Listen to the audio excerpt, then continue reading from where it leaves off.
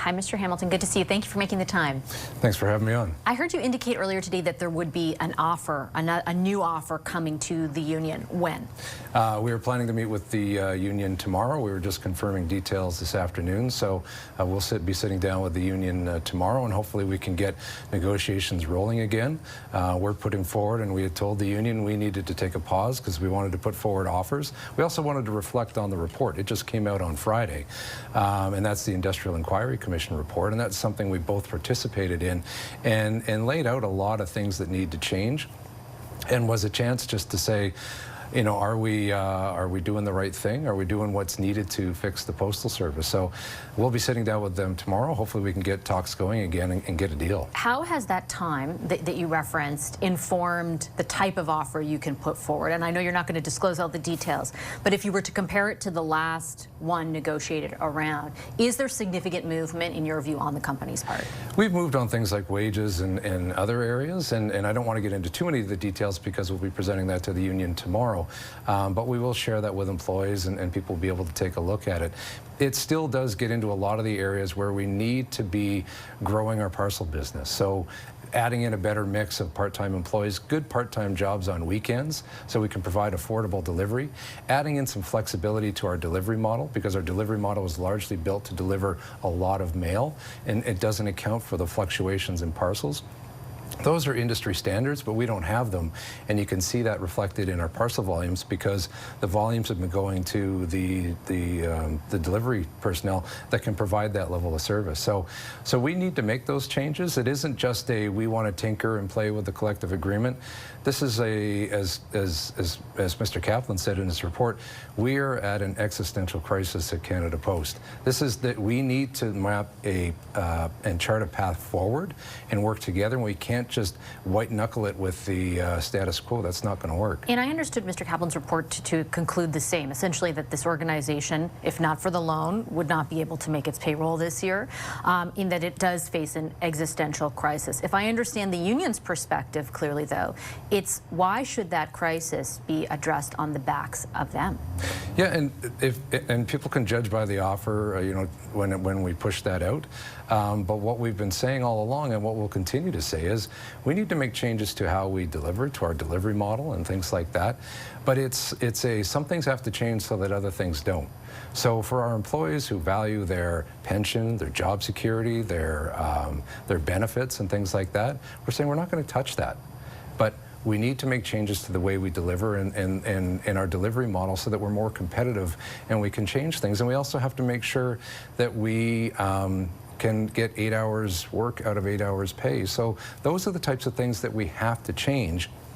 They're holdovers for many years. Our collective agreement, it's thick as a brick. So we need to make some incremental changes. And these aren't all just coming at the last minute. We've been trying over the last, mail's been in decline the last 30 years. We've been trying the last 20 years to make some changes, and our negotiations, I don't think it's any surprise to anyone, have ended in back-to-work legislation, binding arbitration, always grinds into the dirt. With great respect, that's not all the workers' fault, right? You have appealed on multiple instances to the federal government to amend your mandate to better reflect the reality of what is going on, and that has largely fallen on deaf ears. So once again, put yourself in the shoes of somebody who spent the last 20 years working for Canada Post and is saying, like, why am I going to be so negatively impacted by something that was out of my control? Absolutely, and we hope tomorrow that our employees see in the offer that we put forward to the union that we're not doing that, that we're trying to preserve good jobs and trying to preserve the things that matter most to them. But that's a fair point. If you look at Canada Post, you've got the union on one side and working on the collective agreement, but the whole regulatory structure has been sitting on a dusty shelf in some government office for a long time. We've got a rural moratorium. It was put in place to stop the closure of rural post offices, but that was put in place in 1994, and all it was a list. It hasn't changed since 1994. So areas that once were rural are now urban. Richmond Hill is on that list.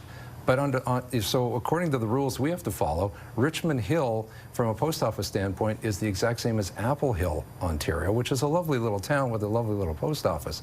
But it means the resources get placed, and we have to, like with limited resources, we have to spend them where they stay. And then community mailboxes, we haven't added a new door-to-door delivery address in decades.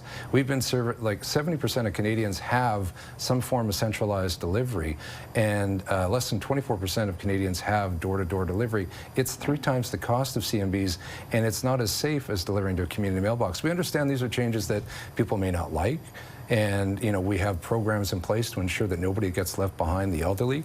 But if you lift moratoriums, because moratoriums are just a freeze everything in place until we get back to you, they don't age well. So what we're saying is, let's find a new approach and find out what's really needed from a service standpoint and make the changes that way and make sure that Canadians don't get left behind. But a lot of that will require the government to, again, re-examine your mandate. And so when it comes to the union and the negotiations with the workers, I do want to be clear, because there's a portion of this report that talks about a longer-term transformation that would necessitate changes to pension and retirement benefit plans.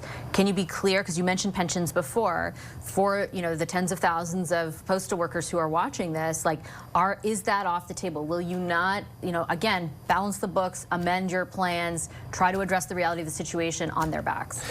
Yeah, we're not changing the pension plan. We know that that's, most employees are counting down the days. They know exactly the day they're going to retire. That's incredibly valuable. So we need to look at where we can change, and it's really in how we deliver. And then it's working with the government and ensuring that we have a partner in bringing about the transformational changes that need to happen. Some of them won't be popular.